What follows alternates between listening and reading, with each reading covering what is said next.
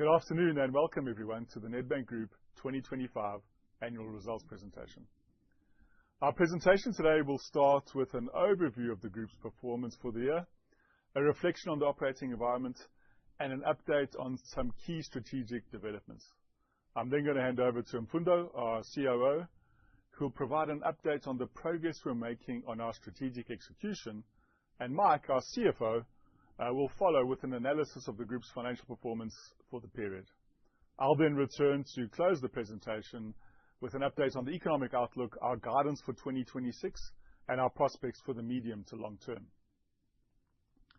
2025 was a transformative year from a strategic perspective at Nedbank. The external environment remained volatile and uncertain, as evidenced by continued global geopolitical conflict, with concerning recent developments in the Middle East. Despite this, we have seen cautious optimism emerge as markets began pricing in a more supportive macroeconomic environment and the progress South Africa has made on multiple fronts. I'll unpack some of these shortly. Banking conditions were particularly challenging in the first half, but I'm encouraged by the early green shoots evident in both corporate and consumer activity.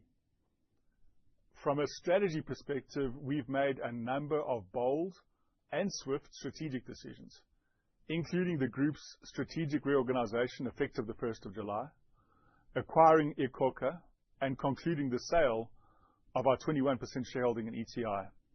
In January this year, we also announced our intention to acquire a controlling interest in a leading East African bank, NCBA Group. In addition, we concluded a confidential 600 million rand settlement with Transnet, avoiding a costly and protracted legal process, which would have been an ongoing management distraction for years to come. Putting this long-standing matter behind us will clear the path towards our substantial support of South Africa's broader logistics infrastructure investment requirements, which are currently estimated at over 100 billion rand.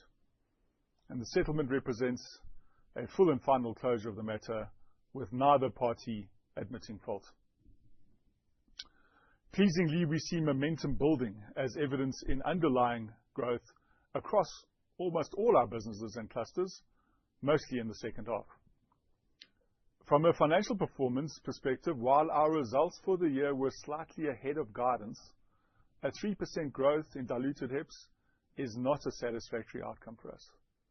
Similarly, our return on equity of 15.4% was above the cost of equity of 14.6%, but declined from the 15.8% in the prior year.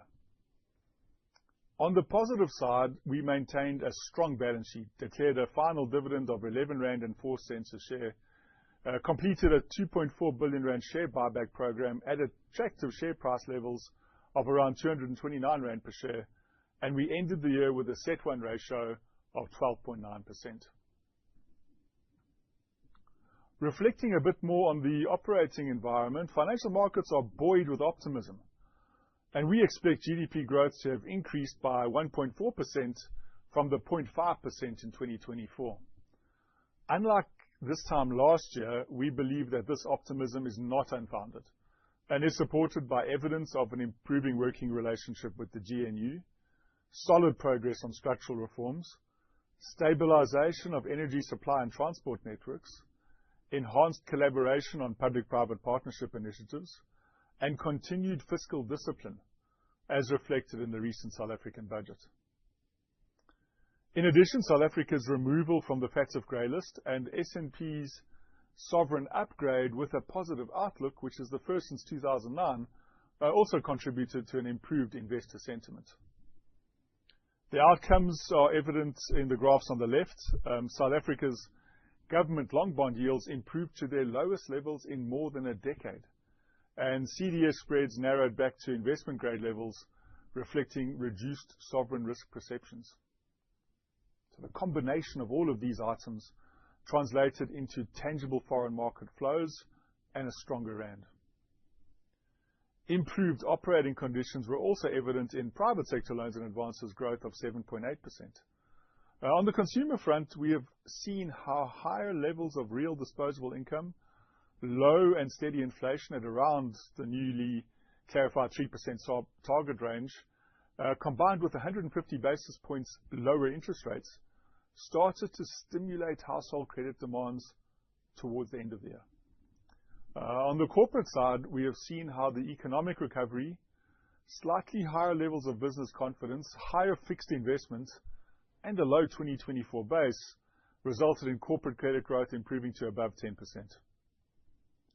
Reflecting on infrastructure opportunities, our economic unit's latest capital expenditure project listing shows a sharp rise in investment plans announced in 2025, particularly in the private sector for the first time in a while, which increased by over 230% when compared to 2024. We are very well positioned to participate in this upside. Turning now to the bold strategic decisions we made and executed on during the year. We successfully restructured our retail and business banking and Nedbank wealth clusters into a more focused, client-centered organizational design. We created personal and private banking, a cluster solely focused on individual clients, headed up by Tico Thomas, and business and commercial banking, a juristic-focused cluster, which covers the spectrum of mid-corporate, commercial, and SME clients, headed up by Andiswa Bata, who joined us in August. This strategic reorganization was aimed at being a catalyst to enhance our focus on clients, drive faster revenue growth, and unlock efficiency and productivity enhancements. The reorganization was substantial and impacted more than 16,000 colleagues. It was swiftly implemented, and it was in place by the 1st of July. This resulted in various strategic initiatives across our cluster. I'll now highlight a few proof points which are all evidenced by improving H2 momentum. In CIB, we increased our appetite to deepen participation in larger, high-quality deals, and while drawdowns were slow, client activity was robust and pipelines remain very strong. In BCB, we swiftly filled key leadership positions, including the managing executive of the cluster. We accelerated advances growth in the second half of the year, and we made good progress in launching new value propositions. In personal and private bank, where our focus is on addressing scale challenges in certain products and segments, we're pleased with solid progress. We saw improving deposit and loan growth at improving quality ahead of the industry. Insurance cross-sell is starting to increase strongly. Transactional revenue growth improved, and the cluster continued to unlock efficiencies and productivity gains, with further progress expected in 26 and beyond. In NAR, we recorded strong loan growth and client gains, while we look to participate in exciting growth opportunities in Namibia and Mozambique. We also made some bold strategic decisions to strengthen our competitive positioning in fleet management and in the SME payment space, both now part of BCB. In June 24, we acquired Eqstra, and I'm pleased to report that in its first full financial year as part of the group, we've achieved full operational integration. We've realized efficiencies across funding and technology and achieved some early client gains and upsell successes. In December, we completed the acquisition of 100% of Eqstra. This is a strategically important transaction for us as it strengthens and fast-tracks our payments and merchant acquiring capabilities, particularly in the fast-growing SME and informal merchant segments where our presence has been low.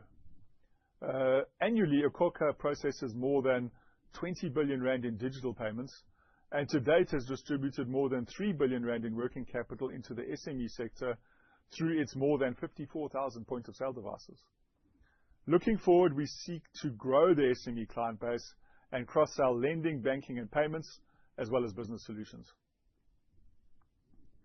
As noted before, the sale of ETI followed a strategic review that included an evaluation of the performance against our initial investment case, which did not materialize as expected, with a significant negative impact on our NAV, which Mark will unpack for the last time later in the presentation. Unfortunately, a minority stake limited our ability to drive strategic progress, and the quality of the associate accounted earnings stream was low and was not backed up by dividend flows from ETI. Increasing risks of continuing to hold onto the investment due to regulatory uncertainty and the probability of increasing capital requirements in certain jurisdictions would have resulted in a scenario where we would have had to inject additional capital to prevent shareholder dilution. I'm thus pleased to report that we finalized the disposal of our 21% shareholding in ETI for a purchase consideration of $100 million or 1.6 billion rand. Importantly, we've received the unencumbered cash proceeds and all regulatory approvals.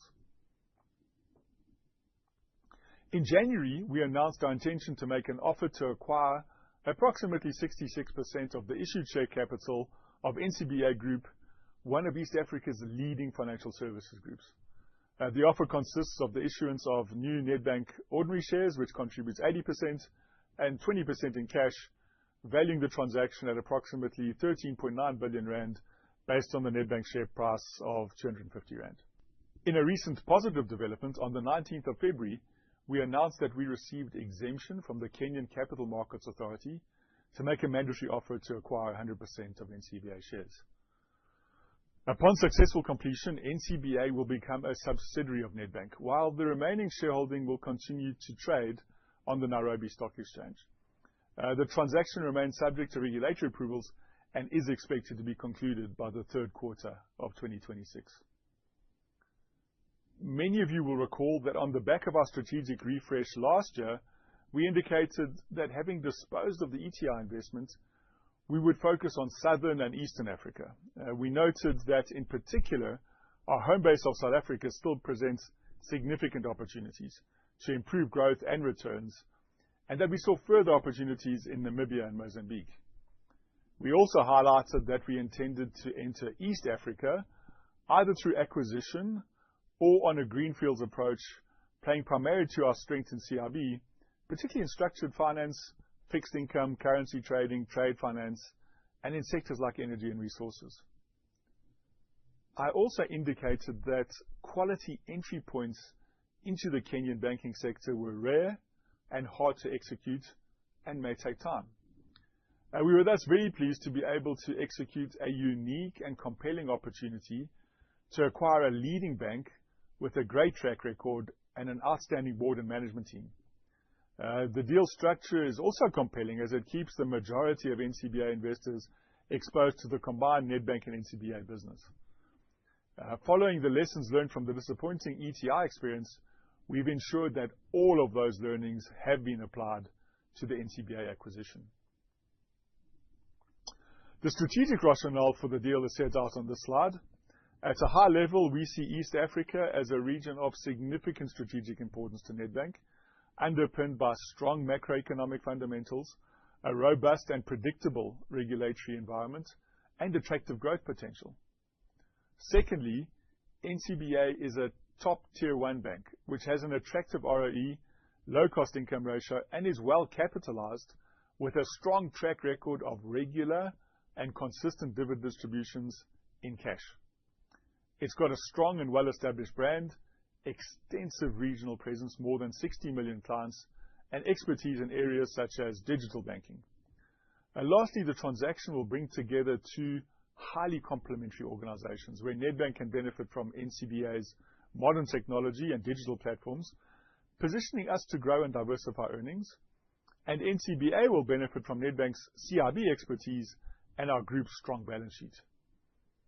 NCBA will retain its brand, local leadership team, independent governance, and listing on the Nairobi Stock Exchange. This proposed transaction represents a significant strategic reset for Nedbank's presence on the African continent, with a renewed focus on the SADC and East Africa regions, driven through businesses under Nedbank Group's direct ownership and control, with high correlation between earnings and dividend accretion. And lastly, before I hand over to Mfundo, a quick assessment of the progress we've made on our strategic value drivers. Starting on the left, in the wholesale space, banking advances growth was modest. Despite a shift in our appetite, improving client activity and encouraging pipelines, drawdowns were slow given ongoing delays in deal closures. We are very well positioned to benefit as infrastructure investment gains momentum, and we have thus far seen a strong start to 26, although it is still early days. On the more positive side, we've recorded good growth in retail advances and gained market share in home loans, vehicle asset finance, overdrafts, and retail deposits. We experienced pressure on margins, primarily from lower interest rates, but pleasingly, the decrease in NIM seems to have slowed in the second half of the year, and we continue to build out our hedging program in a commercially appropriate manner. We also saw an increase in client numbers across all segments and strong growth in digital transactions, value-added services, and payment volumes. From a productivity perspective, while expenses were well managed, our cost-income ratio was under pressure, mostly on the back of slow revenue growth. I'm pleased to update you that we've identified new productivity initiatives exceeding R1.5 billion, which are expected to be realized over the next few years. On the far right, key risk and capital management metrics reflect our strong balance sheet, with our CET1 ratio at 12.9%, above our revised board target range of 11 to 12.5. Liquidity metrics all significantly exceeded the minimum regulatory requirements of 100%, and I was pleased that we were able to optimize capital management further through the execution of R2.4 billion of well-timed buybacks at attractive levels of around R229 per share. From a risk management perspective, we are pleased to have reported a further improvement in impairment outcomes, leading to our credit loss ratio at 68 basis points, moving to the bottom half of our target range, supporting capacity to increase our lending appetite. The progress on loan loss rates delivers firmly on our commitment 18 months ago to move back into our target range. With that, let me hand over to Mfundo to reflect on the progress we've made on our strategic value unlocks.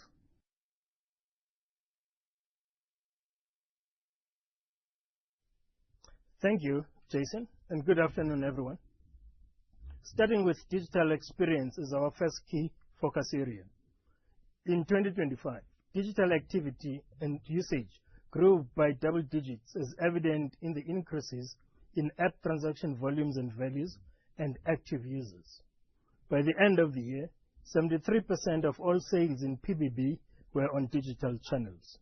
Our juristic businesses also noted steady progress as the adoption rate of the Nedbank Business Hub increased to 76% in BCB and 50% in CIB respectively, both driven by higher levels of self-service and the delivery of enhanced digital features.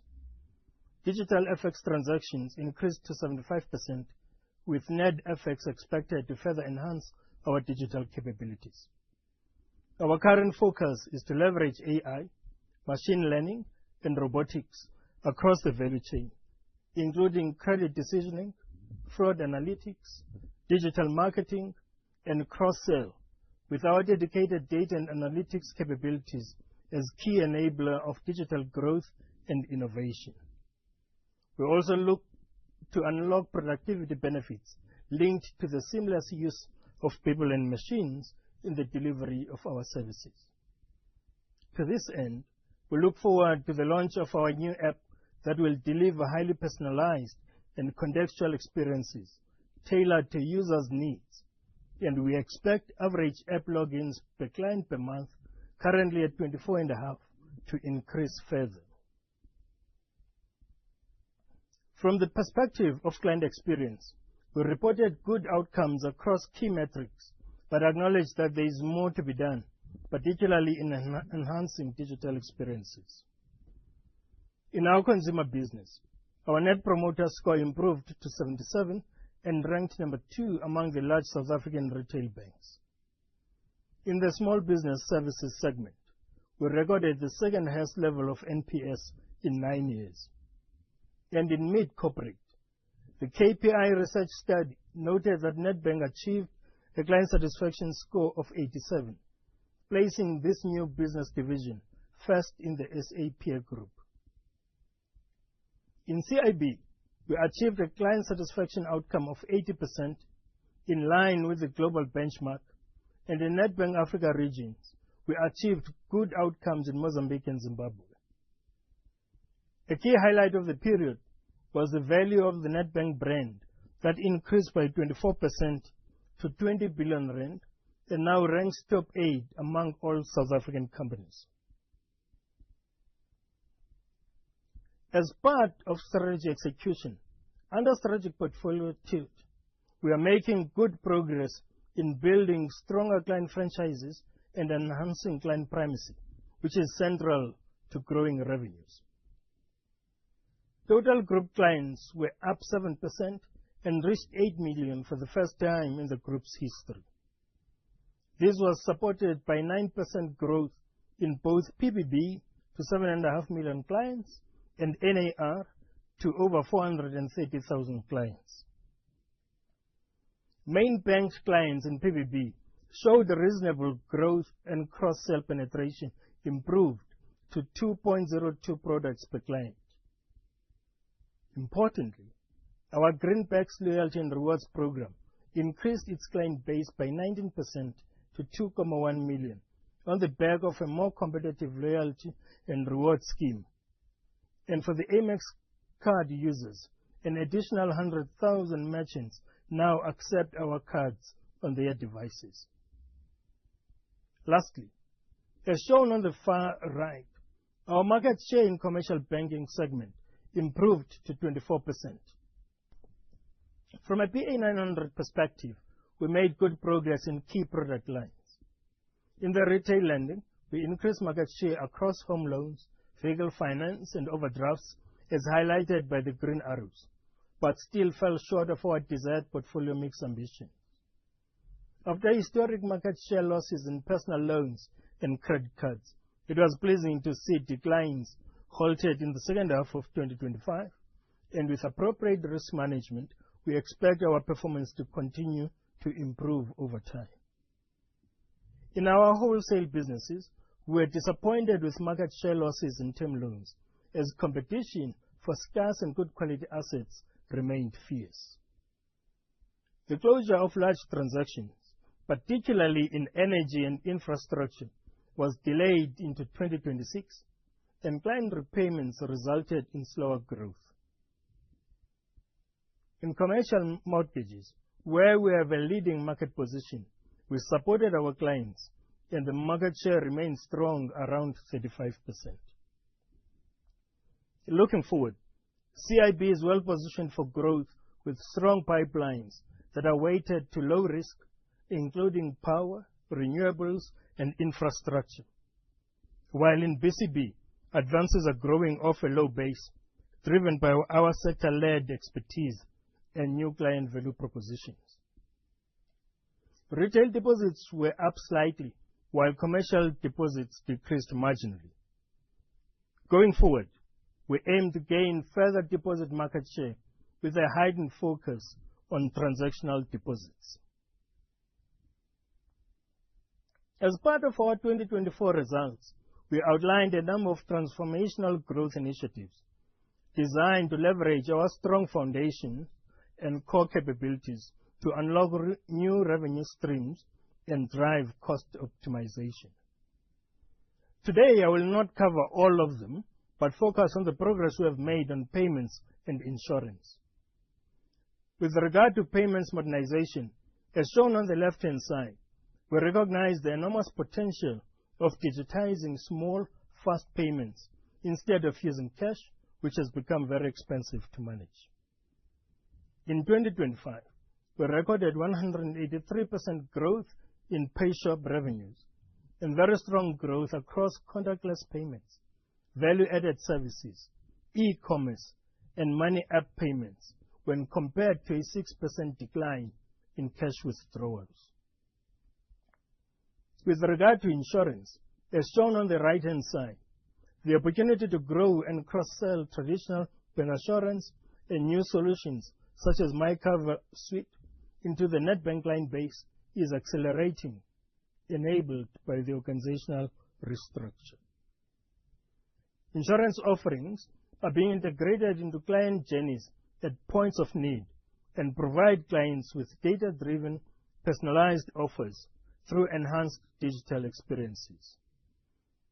This approach aims to increase client penetration from 19% in 2025 to more than 30% in the medium term, and grow gross earned premiums by more than 50%.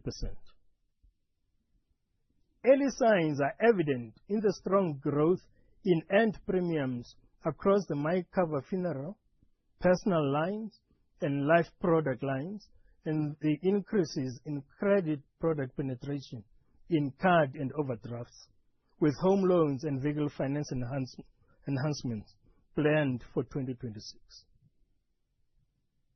Lastly, and our fifth strategic value unlock, I will reflect on a few highlights. We continue to provide loans and finance to clients that are aligned to the UN Sustainable Development Goals. At the end of 2025, Sustainable Development Finance exposures amounted to 207 billion rand, which represented around 21% of the group's gross loans and advances, and as a result, achieved our 2025 ambitions of 20%, which we set back in 2021. From a transformation perspective, we maintained our level 1 broad-based Black Economic Empowerment status for the 8th year in a row, supported by ongoing improvements in African, Coloured and Indian employee representation and a 3% increase in African talent representation at both senior and middle management levels. We also provided first-time job opportunities to more than 3,800 youth employment service participants, bringing the cumulative opportunities to more than 17,000 since inception. In a year in which we had large-scale changes arising from the organizational restructure, we are pleased to have been announced the number 2 ranked SA company on the Forbes World Best Employers list and top 50 globally. I now hand over to Mike to take us through a review of the group's financial performance.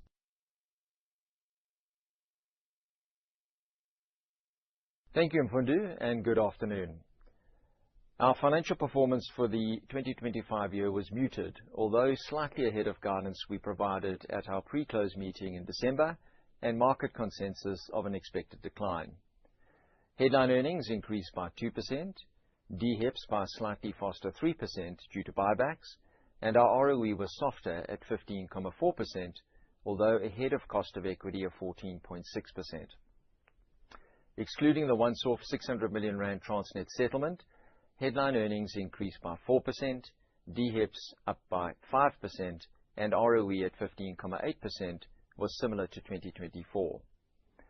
Basic earnings per share, however, decreased by 53%, as we accounted for the impact of disposing of our ETR shareholding.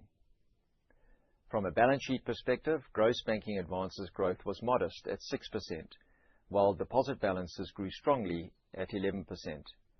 Net asset value per share at around 250 rand increased by 4% year-on-year, and other balance sheet metrics remained strong, evident in our capital and liquidity ratios. The total dividend for the year was 21.32 rand per share, representing an attractive dividend yield of around 7%. Unpacking the numbers, the 2% increase in headline earnings was underpinned by revenue growth of between 3% and 4%, associate income that declined by 8% as ETR did not contribute to the second half of the year, the impairment charge improved by 18%, and expenses increased by 7%. Reflecting on balance sheet growth, advances grew by 6% year-on-year, driven by 6% and 9% growth in home loans and vehicle finance respectively, on the back of strong front book growth sales, as we leverage our existing MFC partnerships and new mortgage originator joint ventures, including with the Better Home Group, Uber and Multinet.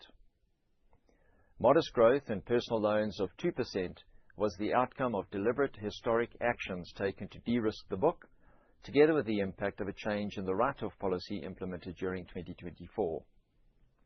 New sales levels have lifted strongly in 2025, and there were no further market share losses in the second half of the year, enabled by specific initiatives focused on originating better quality business. Card and overdrafts increased by 7% off a low base. Term loans, reflecting largely the growth in our wholesale businesses, grew by 3%, impacted by delayed deal closures despite improved client activity and robust pipelines. Commercial property finance grew by a modest 2% due to resilient domestic client demand that was offset by a contraction in the African portfolio due to heightened competition, client prepayments, and adverse foreign exchange movements. Deposit growth of 11%, as shown on the far right, was underpinned by a 10% increase in franchise call and term deposits, a 23% increase in other deposits as clients extended tenure in response to Nedbank's competitive offerings, and NCDs that increased off a low base. Looking at the income statement in a bit more detail, net interest income increased by 3% as growth in average interest-earning banking assets of 9% was offset by margin compression. The 9% growth was driven by 6% growth in average banking advances and higher levels of high-quality liquid assets. The 24 basis point decline in margin to 381 basis points was primarily driven by a 12 basis point negative endowment mix impact due to capital and transactional deposit balances growing slower than average interest-earning banking assets, and an 11 basis point negative endowment impact from lower rates.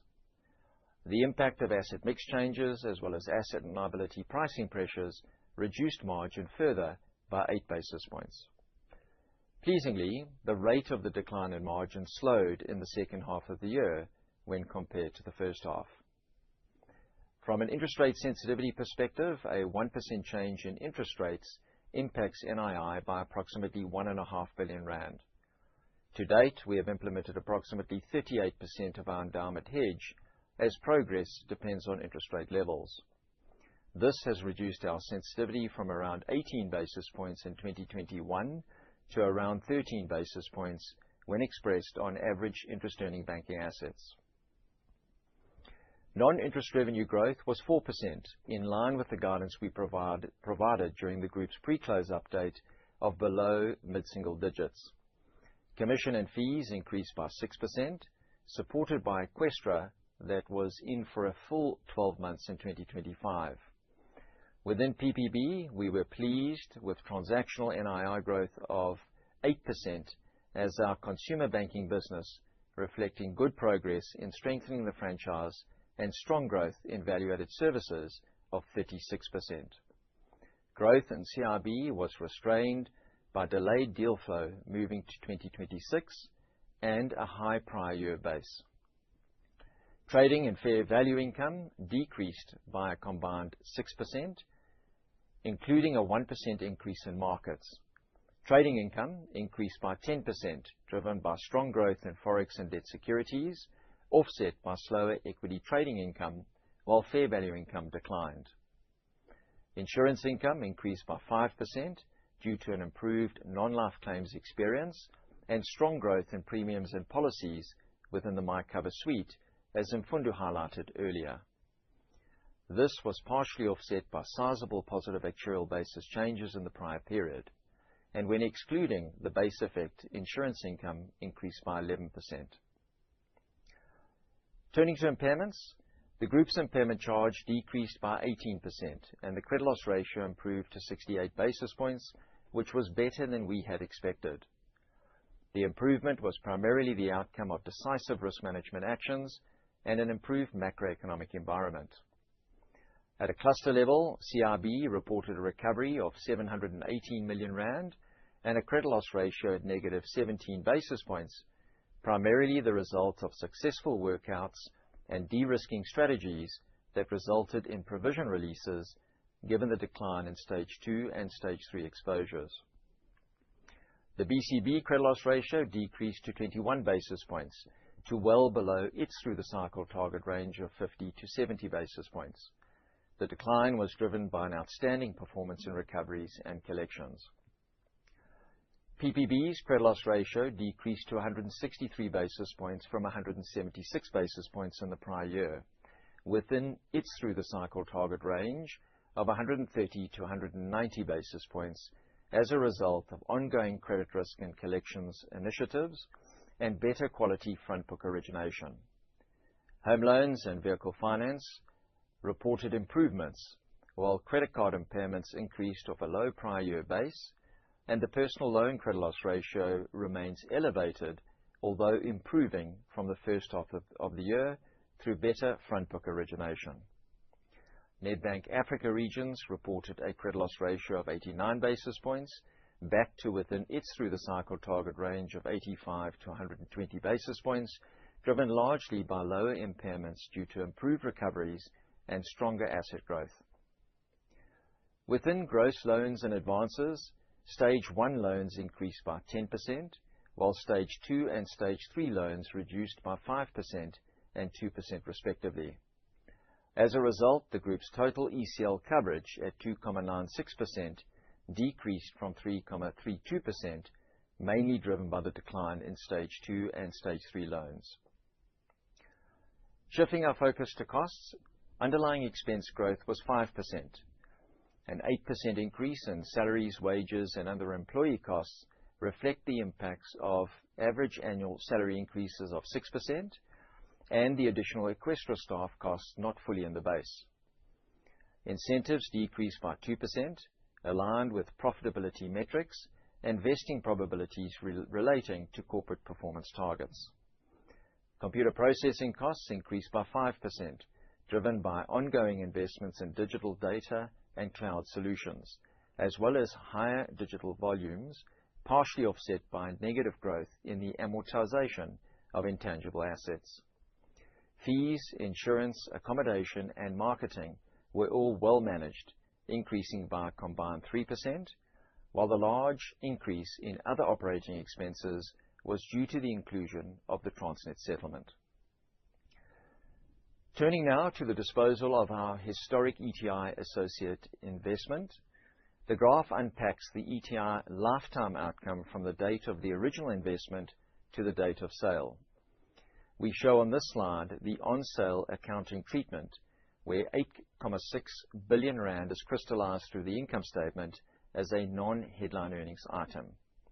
The 8.6 billion rand is made up of our share of historic foreign currency translation and other comprehensive income losses to the value of 7.4 billion rand and an IFRS 5 adjustment of 1.2 billion rand on sale.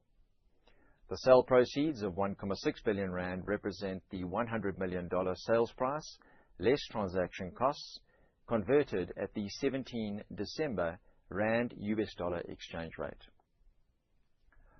Moving to capital, the movement in our CET1 ratio this year reflects solid capital generation, the payment of dividends in the calendar year, a 3% increase in RWA, and the combined impacts of share buybacks, which was beneficial to ROE, the acquisition of iKhokha, the sale of ETI, and the final Basel III reforms. The increase in RWA was mainly due to an increase in credit and operational risk, partially offset by a marked improvement in equity risk following the adoption of the final reforms. At 12.9%, our CET1 ratio remains above the top end of our revised target range of 11 to 12.5%, positioning for growth, the execution of the NCBA acquisition, and to sustain dividend payments within our target range. I will close with the financial performance of our clusters in their new construct. CIB produced headline earnings growth of 2% and delivered an ROE of 21.4%. Earnings growth and returns were supported by lower impairments and disciplined capital management. NII decreased by 2%, reflecting actual advances growth of 5% and a decline in margin on the back of lower interest rates, competitive pricing, and a lower risk loan book mix.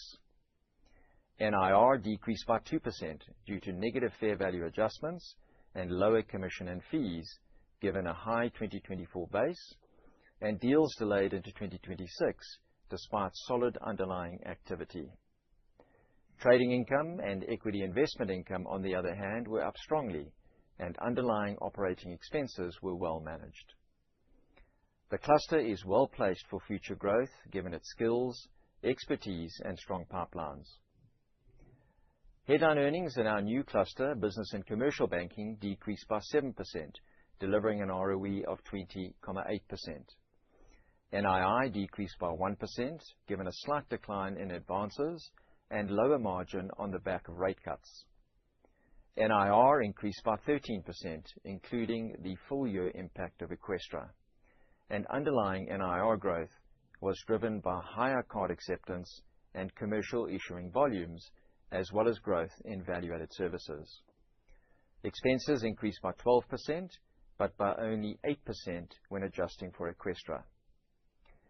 BCB is now fully resourced and positioned for growth. Headline earnings in our personal and private banking cluster pleasingly increased by 9%, delivering a higher ROE of 15.6%. Growth was driven by a 7% increase in NIR as a result of strong growth in value-added services and insurance income. NII increased by 1% on the back of 6% growth in advances, diluted by a decrease in margin, mainly due to lower endowment and the advances mix impact.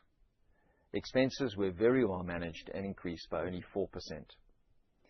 The momentum we are starting to see in PBB is pleasing, as it seeks to increase its ROE towards 18%. Lastly, in the Nedbank Africa regions, headline earnings decreased by 1%, delivering an ROE of 20.5%.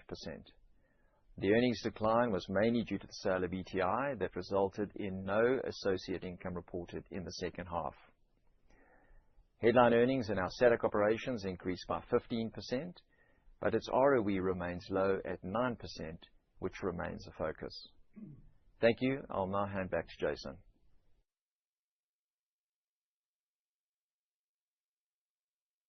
Great. Thanks, Mike and Mfundo. Let's start this section by looking at our latest macroeconomic forecasts.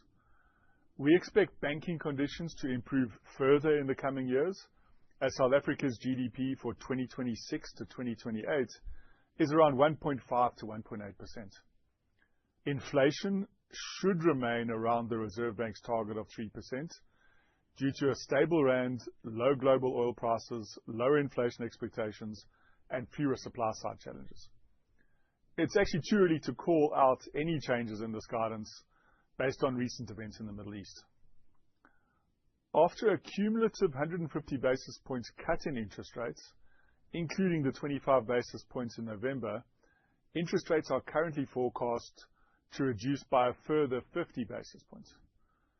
To my mind, though, this is becoming increasingly unlikely, with a plausible scenario of rates flat from here for the foreseeable future. Credit extension is forecast to remain relatively robust, around 7 to 8%, supported by the anticipated recovery in the domestic economy and lower interest rates. Although difficult to forecast due to geopolitics, the rand is expected to average slightly above 16 rand to the dollar in the coming years. Turning now to our guidance for 2026, we expect NII growth to increase to around mid-single digits. And this is likely to be driven by stronger advances growth across all our clusters.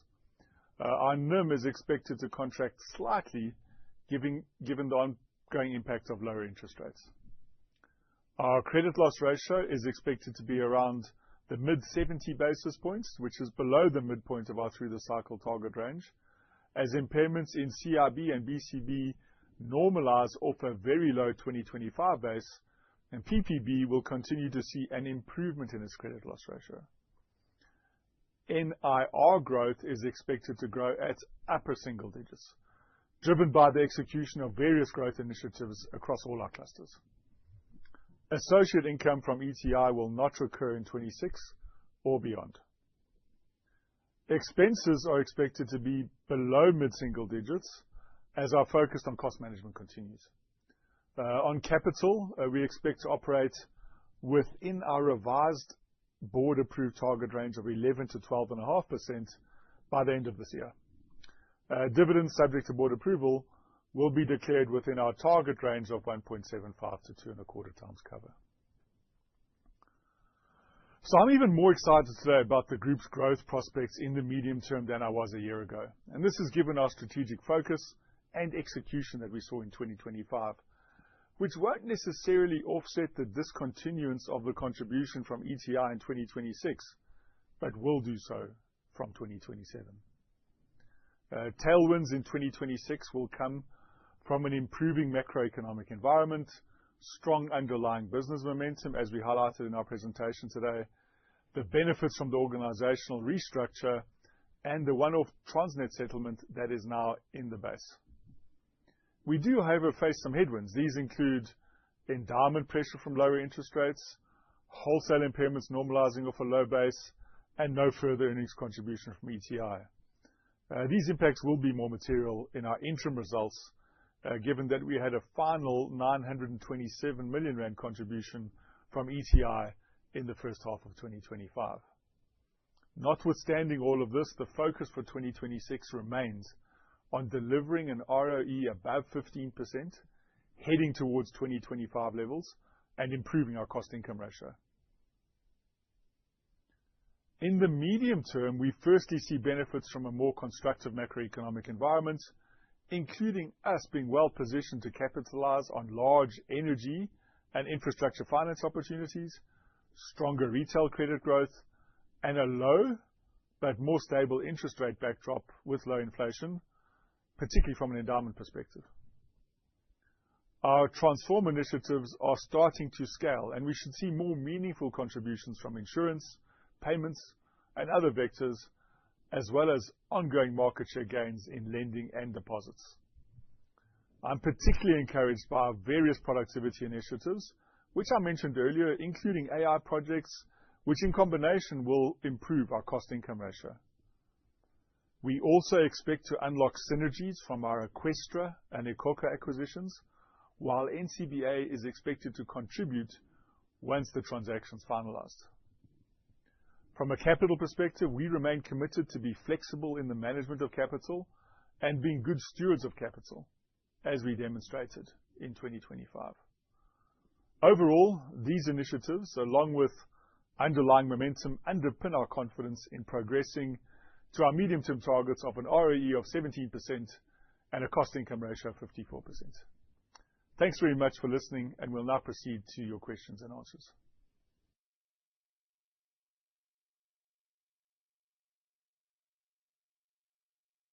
All right, sorry, we just had a bit of a glitch there.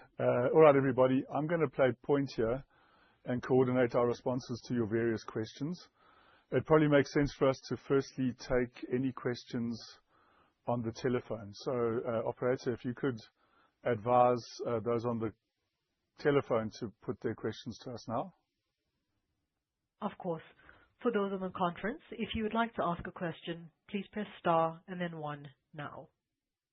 If you would like to remove your question, please press star and then 2. Again, to ask a question, please press star and then 1 now. We'll pause a moment to see if we have any questions. Thank you. We do have a number of questions on the web, so we can go to those if there aren't any questions on the telephone. Let's give it a second just to give anyone a last opportunity.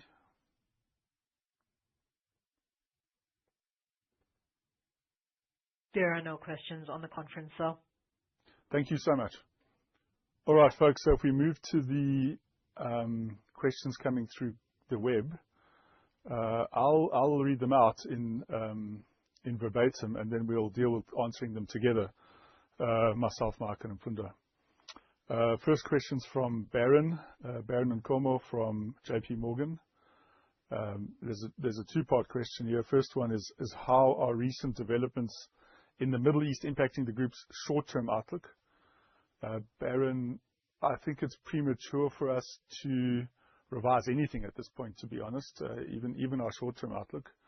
And that's really because it's just totally uncertain as to whether the conflict in the Middle East is short, as the previous one was. And if they go back to the negotiating table, potentially the Straits of Hormuz are opened up again. We just don't know. What we know for sure, though, is that over the sort of more medium term, impact on oil price would be something we would observe carefully. I do think that the world has stockpiled a lot of oil over the last while. This is a risk that was well flagged for some time, in fact. I also understand that the UAE came out and said that they've got much more capacity in oil pipelines that could avoid the Straits of Hormuz in the short term. But the truth is, given the uncertainties around this, it's premature for us to change anything at all, and we stand by our outlook based on what we know today. The second one would be also from Baron. What are your loan growth expectations for each of the key divisions, retail, business banking, corporate banking, in the second half of 2026? Just checking with Mike. Baron, I would say that we've given good guidance for the year. We can update that when we're together in August, depending how the first half goes. But we've got pretty strong conviction, as you've heard, around momentum in many of our lending businesses, particularly the annuity ones that are more kind of in flow, like mortgages, autos. I think those are kind of in good shape, and we should see the similar or improving growth. BCB, similarly, I think we've got good conviction there. CIB, we've said we didn't execute our full pipeline in 2025, and that pipeline should be executed into 2026, and we've got conviction on that statement as we stand here today. So I'd say it will be pretty linear through 26, and with some lumpy trades in CIB that'll emerge from a pipeline execution perspective. Tyron Green from Granite Asset Management. Are you able to provide more details on the competitive environment in the corporate credit market, the reason for the lower market share in corporate credit, and delays in CIB pipeline impacting NIR? Thanks very much, Tyron. I think we covered some of that in the presentation, but let's just double-click on it. Our CIB business can only operate as quickly as our clients, to be honest. We've put great capabilities in place. We have great structures in place. We've got appetite, as you've heard, and we've even gone so far as to really express our appetite in a different way, in that for our best customers now, we will take full exposure to them. In other words, we're standing by our clients' growth opportunities. We know for sure that the last round of renewables that were awarded weren't executed. We think those do get executed in 26. And we've got pretty good conviction around it, as you've heard, but not necessarily always in our hands. And that's the only reason for the delay as we see it at this point. Ross Kricher from Investec, thanks for the call. A couple questions here, which we'll probably share around a bit. First one is on the additional cost optimization plans, brackets, I think 1.5 billion was mentioned. What is driving this and on what time frame? Let me cover that one quickly, and Mark and Mfundo might come in on it.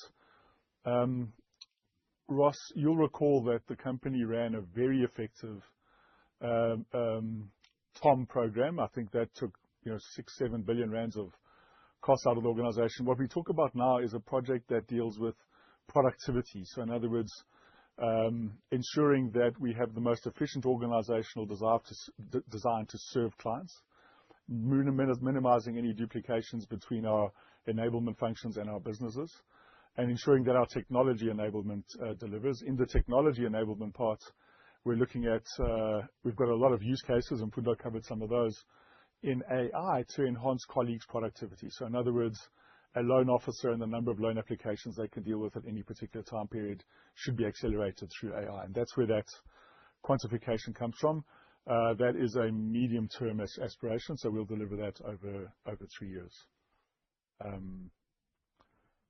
Second question on the delayed deals in CIB, what are the main reasons for the delay?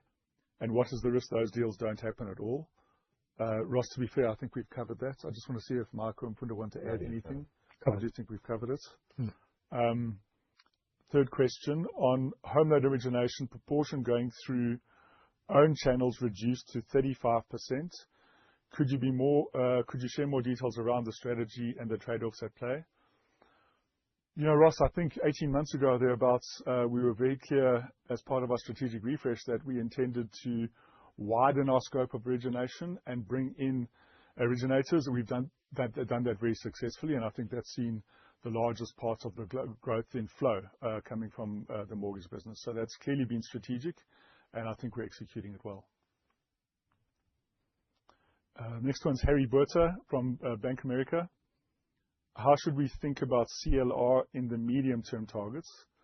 Can wholesale remain lower, supporting CLR below 80? So let me start on that, Mark. You probably come in. Yeah, we've got a range, as you know, Harry, which is 60 to 100 basis points. We're probably at the lower end now of where I think we may end up, and we've guided very explicitly for FY26 to be somewhere in the mid-70s, so from 68 up to 70 mid. And that's on the back, of course, of a non-recurrence of the very low or credit kind of right back in CIB this year, and an increase in BCB, which was also pretty low. Mortgages is also pretty low at the moment, and might go up a little bit. So that should give you a bit more color, Harry, on where we are with respect to guidance. With respect to medium term, like more further out, we'd want to be more or less in the middle of the range or thereabouts with good loan growth on the top of that. You never want your loan losses to be so low that you're not taking enough risk in the market, and I think that's something to watch. Maybe Jay just add to that. So in terms of, we've given guidance this year in terms of a credit loss ratio in the mid-70s. So, you can model that 75, 76, somewhere around that sort of range. And as Jason's indicated, we would see an unwind of the recovery seen in CIB towards the bottom of the target range. And that cluster has a range of 15 to 45. We've indicated that BCB had a very good credit outcome and obviously are focused on growth. So I would suggest at 21 basis points, that's going to move up. Jason referred to home loans at 8 basis points, at very, very attractive levels. So I would suggest that's going to move up. But then we've got scope and capacity in unsecured lending, both in personal loans and card, and VAF we think will continue to come in. You put all those bits and pieces together, that's where we get the guidance for the group at somewhere in the mid-70s. Thanks, Mark. Thanks for that color. Harry, you've got two more parts. Can you expand on your strategies to accelerate growth in BCB over the next couple of years? Absolutely, Harry. So firstly, it's been great to see the formation of BCB as a cluster. It's been great to see the leadership team form under Andiswa Bata's leadership. We already saw quick wins in that second half last year and more momentum in our client franchise. So a combination of, I would say, a good hustle, in other words, bankers chasing transactions, service and product. We also need to see collaboration, which is already building out nicely between BCB with PPB on some products and CIB on others, like FX and trade and commercial property. So really excited about the opportunity strategically in BCB, and we can unpack that a bit more when we're together later in the week. Right. Harry's got one more there. What underpins the 18% ROE target in PPB? Is it predicated on high single-digit revenue growth? Harry, of course, it's a revenue-led strategy in PPB. But also we need to make sure that credit loss ratio is well covered and we get efficiency out of that. I'd also just say that the productivity gains that we expect would probably benefit PPB the most. I think that would be a fair comment, although there'll also be benefits in BCB, given its relatively high cost income ratio. Okay, Harry, thank you. All right, Chris Stewart from 91. Please, could you unpack the NIR growth guidance? How much do you see as organic versus how much from recent acquisitions such as iKhokha? That's a great question, Chris. Of course, iKhokha only landed in December, so it's only had 1 month of revenues in it. You'll see that in our booklet. In fact, it's around about 60 million rand from memory, Mark, or thereabouts on the revenue line. I think we'll unpack that a little bit more later, but I certainly would see that a large portion of our NIR revenue growth would come from organic. And you've seen where those lines are, those key lines that we think we should make progress on, including in CIB especially. Those deal closures come with fairly large upfront fees attached to them, which I think would make a big difference to our NIR trajectory. Chris, I'm also really pleased if you go through the businesses with PPB. Some pretty good momentum there on the fees and commissions lines in the high single digit, which we think we should be able to maintain. Mark, I don't know if we want to say much more about an individual acquisitions contribution in 26, no, other than what we earned in December. And I don't think that was, look, seasonally, that would be a relatively high month given transactional volumes in December. So maybe not a run rate of 60 a month, but a little bit less than that. And then you can figure out, annualizing that, because that's the only run that will have a major contribution. The other one will be NCBA, which is much later in the year, and we'll probably guide more explicitly on that when we get closer to executing that transaction. Okay, Charles Russell from SBG. First one, do you anticipate further buybacks given your comments about DHEPS growth greater than HE growth in FY26? Mike, do you want to take that one? Yeah, I think when you think about DHEPS and when you think about our capital management and our approach towards capital management, we indicated certainly during 2025 that we saw significant value in doing buybacks at levels at which the stock price was trading at a time when we were short of growth and at a time when effectively we had no major acquisitions in the pipeline. So we saw an opportunity to certainly execute buybacks at valuable levels to shareholders. If you reflect on where the stock price is trading today, if you reflect on the fact that we've announced to the market we're looking to close out a 66% acquisition of NCBA, and if you reflect on Jason's comments around front book growth, which certainly in CIB, BCB are going to be much better than 2025, or expected to be much better than 2025, it's likely that capital is going to be utilized to support growth and to continue to service divvies inside the range. So that would be. I think that's right, Mike. Thanks, Charles. Your NII guidance for FY26 seems to imply continued lower than market loan growth. I guess we'll see, Charles, how the other banks guide over the coming weeks. Can you unpack the mechanics of shrinking CET1 ratio into FY26? I think we've covered a bit of that, so we certainly would see loan growth as the first key driver. We certainly have to fund at least part of the NCBA acquisition. And then after all that, if there's opportunity, we would look at buybacks within guardrails of a share price. But those would be the drivers of bringing our CET1 ratio up to the top end of that new target range.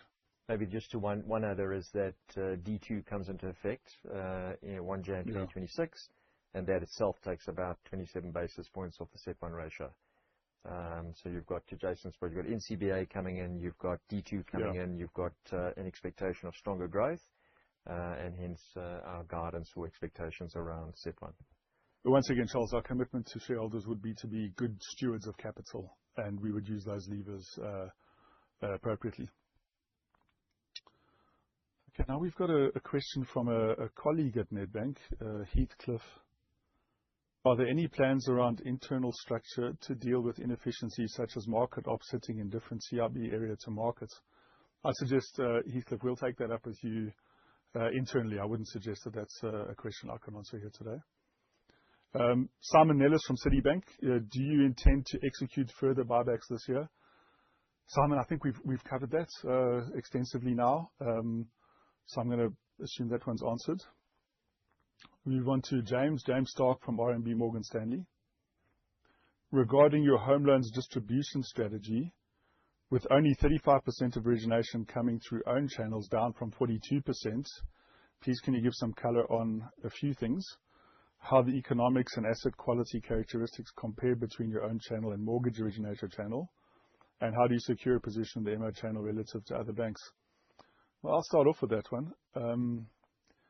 James, in my experience, a